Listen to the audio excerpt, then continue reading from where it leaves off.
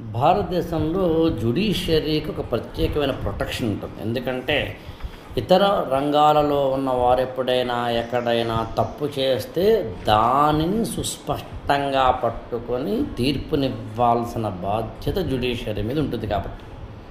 కానీ అన్ఫార్చునేట్లీ జ్యుడిషియరీలో కూడా అంటే న్యాయ వ్యవస్థలో కూడా అవినీతి ఎప్పుడైతే రాజ్యమేలిందో, ఏ ప్రొటెక్షన్స్ అయితే ఇచ్చారో అవే ఆ అవినీతిని ఆపలేని ఒకానొక ప్రతిబంధకమయ్యే అవకాశం ఉంది. సరిగ్గా అలాంటి ఆర్టికల్ ఇవాళ హిందూలో జ్యుడిషియల్ కరప్షన్ మీద రావడం జరిగింది. దీనికి సంబంధించి బహుశా రీసెంట్గా అనేక రూపాల్లో జస్టిస్ వర్మ లాంటి వారికి సంబంధించిన నోట్ల కట్టలు ఇంట్లోనే దొరకడం లాంటి వాటితో మొదలుగా అనేక రూపాల్లో మనకి జ్యుడిషియల్ కరప్షన్ అనేది మనం చూస్తున్నాం. కాబట్టి దీని మీద వచ్చిన మంచి ఆర్టికల్ ఇది.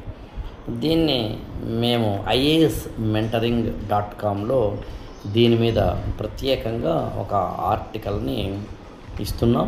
చూసే ప్రయత్నం చేయండి.